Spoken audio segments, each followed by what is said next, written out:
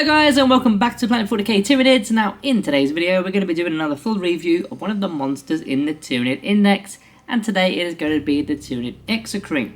So we're going to be asking ourselves, is it a must-have for 10th edition when we're making our lists? So we're going to get on with the datasheet, talk about all the synergy, ask that same question at the end of the video, and then of course we're going to be giving our Planet 40k rating. Right, so let's talk about the Exocrine and the datasheet to begin. So it's 135 points. In 9th edition it was a whopping 200 points.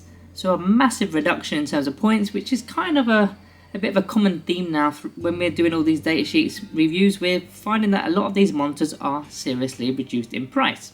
So the model is equipped with the bioplasmic cannon and the powerful limbs. And as for keywords, we've got monster, nothing really of note. So let's flip this data card over and let's get straight into the statistics for the Exocrine. So we've got a movement of 8 inches.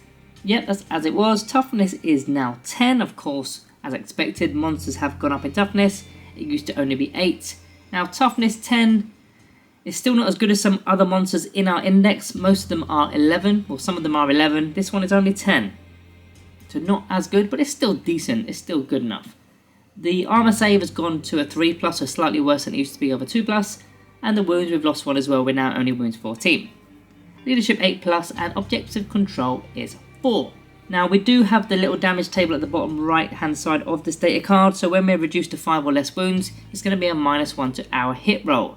Now in 9th edition, the movement was also affected by this damage table, if you like, and it was also much easier to damage us, to bracket us. In 9th edition it was 7 wounds or less, it's now only 5 wounds or less, and we keep our movement of 8 inches, so that's definitely better in terms of, well, 10th edition I suppose. Now in terms of the range capabilities, to begin with weapons, we've got the bioplasmic cannon, which has the blast ability as well as the heavy keyword. So what is blast? If you're not aware what blast is, for every 5 models in a unit you're going to get an additional hit, and with heavy, if you just stay stationary, it's a +1 to your hit roll. So both of those are actually pretty good. And blast in fact is slightly different in 10th edition, because you can fire out of engagement range now with blast, because you don't have to fire into engagement range anymore. Even though you are within engagement range and fighting a completely different unit, you can still fire out. So that blast isn't going to be as restrictive as it was in 9th edition, as long as you don't target the unit that you're in engagement range with, because you still can't do that. And then heavy, yeah, we already know about heavy. So it's the 36-inch range weapon as it was. It is D6+3 now. So that is an average of what, 6 or 7 hits, or 6 or 7 shots rather. Whereas previously it was D3+6, so it was kind of flipped the numbers the other way around. So that was sort of 8 shots on average in the last edition, so we've got slightly less there. Ballistic skill is a 3+, but bearing in mind we've got that blast ability, which is much improved now. So it's, yeah, it was slightly different in 9th edition again with the amount of shots you actually got. Right, the strength of this weapon is strength 8. It is -3 AP, previously was -4, and 3 damage. So with this weapon you want to be targeting medium to light infantry, and you've also got the option of firing at light vehicles perhaps, because it is strength 8 after all, and some of those light vehicles are only toughness 7, toughness 8 kind of thing. But to me overall this weapon is slightly worse than it was in 9th edition. I mean the AP has gone down slightly, but that's kind of normal. But you're getting less shots with this now, although it is blast and heavy I guess, so it kind of all does equal out in itself. The only thing that I'm slightly concerned about is the strength is only 8. It didn't quite follow suit when you see the monsters and vehicles going up in toughness. This thing kind of stuck around with strength 8. So yes, you're wounding infantry on 3s, maybe 2s, but it's much more difficult to wound vehicles and monsters now than it was in 9th edition. So that is the weapon. In fact, that's the range weapon. We've got the melee weapon as well, which is the powerful limbs. You've got 3 attacks. You're hitting on a 3+. Strength is 7. No AP this time. We've lost AP there. And 2 damage. Now, you've only got 3 attacks. Whatever, right? You're going to get 2 on average to hit. And then strength 7. You probably wounded on a 3+. You might kill a Space Marine. You might kill a Space Marine. But it's not really what you're meant to be doing with this thing. You don't really need to be charging with it. You want to be firing from as normal, I suppose. Now we do have to also bear in mind the hive adaptations, and you've got the 3 options, and all 3 are kind of decent to be honest with you. If you've got D6+3 shots and you're going up against infantry for example, you could say the sustain hits 1 ability, so any unmodified hit rolls of a 6 you get more hits. That could be beneficial. If you're trying to target vehicles, you can get lethal hits, so the strength doesn't really matter at that stage, although you have to ask yourself how many 6s am I going to get that are lethal. The one I quite like the look of is the High Predators for the precision ability. You only need a couple of them to actually get a 6, and now all of a sudden you're targeting a leader that's hidden within a unit at strength 6 minus 3 AP 3 damage. Even if one goes through, you know, you're chipping away at a leader there. That's not a bad option, and I don't actually mind that one at all. But it all depends on what the rest of your list looks like, and yeah, you're not going to select it purely based on the Exocrine, are you? You're going to look at your entire list and work out which one is the best hive adaptation for your list. Now, as for the abilities on the right hand side, we've got the core ability of Deadly Demise D3. This previously was Death Throes, nothing really new there.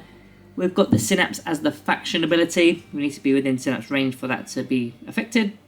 And we've got the Symbiotic Targeting, which is a new, well, it's not a new ability, they've just changed what the ability does. It previously gave us, or it allowed us to remove the benefits of cover against enemy units. That was 9th edition, that has gone.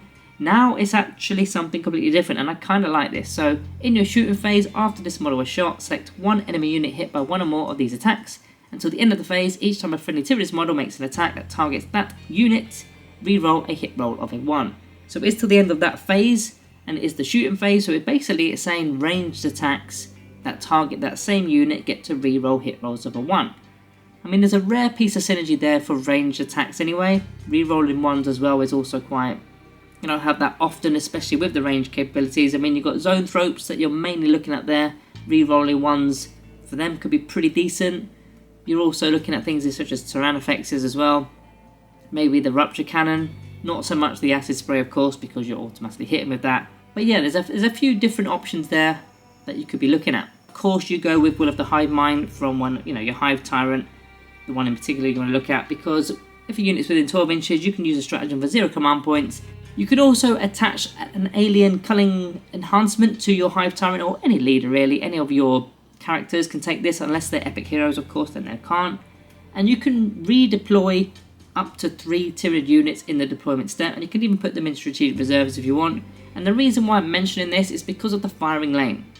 When you've got a 36-inch bioplasmic cannon, and your opponent knows you've got it, and you plonk this thing down, and your opponent starts hiding behind cover, just so that you can't have visibility on them, and then you just redeploy to the other side of your deployment zone, and you've got full line of sight, full vision, all because of this enhancement. So that's something you could consider when you're taking shooter units such as the Exocrine.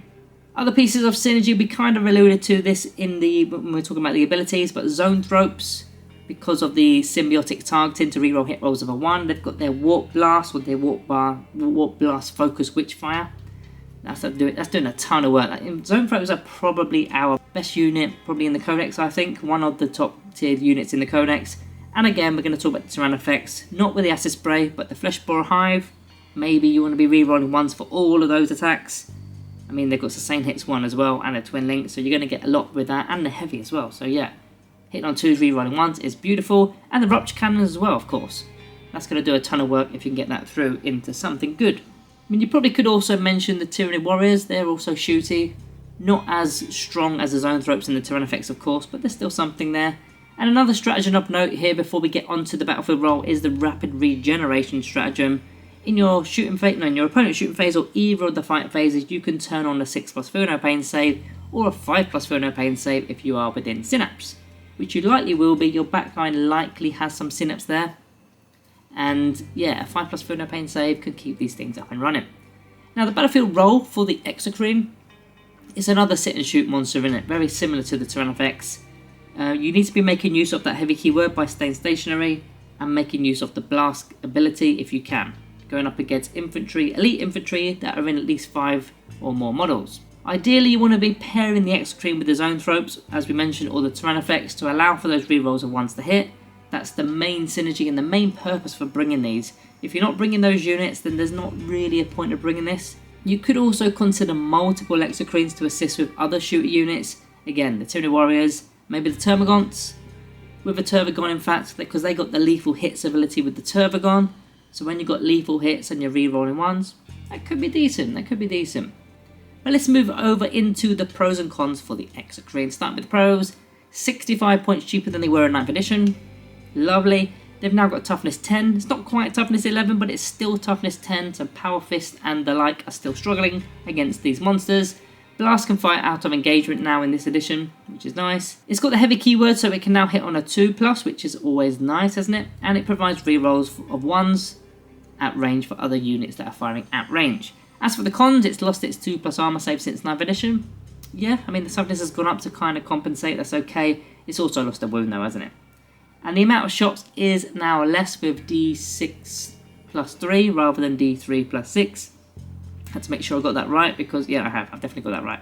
And Strength 8 in 10th edition isn't quite like it was in 9th edition because the toughness of monsters and vehicles has gone up quite a lot, quite dramatically. So therefore, going up against the standard monsters and vehicles now, we're still wounding on a 5+ rather than a 4+ or even a 3+ like we were in 9th edition. So a bit of a difference there. So where do I see the Exocrine in terms of the Planet 40k rating? I still think it is very strong. Not so much for the damage output. I mean, it's got a decent damage output. It's very tanky. But it's also for the rerolls of 1s. It's quite rare in the Codex to be getting those kind of abilities. And Zoanthropes and Tyrannofexes are some of our best units as well. So when you've got the buffing monsters that are, again, tanky and semi-decent at firing anyway, it's a decent model. And it's a, what was it again? It was 135 points, I believe it was. Absolute bargain in my opinion. I think it's cheap and it's very good. So I would definitely take 1, if not 2, in the majority of my lists. So I'm going to be giving the Exocrine a Planet 40k rating of 4.5 stars out of 5. So guys, that is it from me today. Yeah, what do you guys think? Put it down in the comments down below. Out of 5, 0.5 star thing. Thank you all guys for watching. See you in the next one.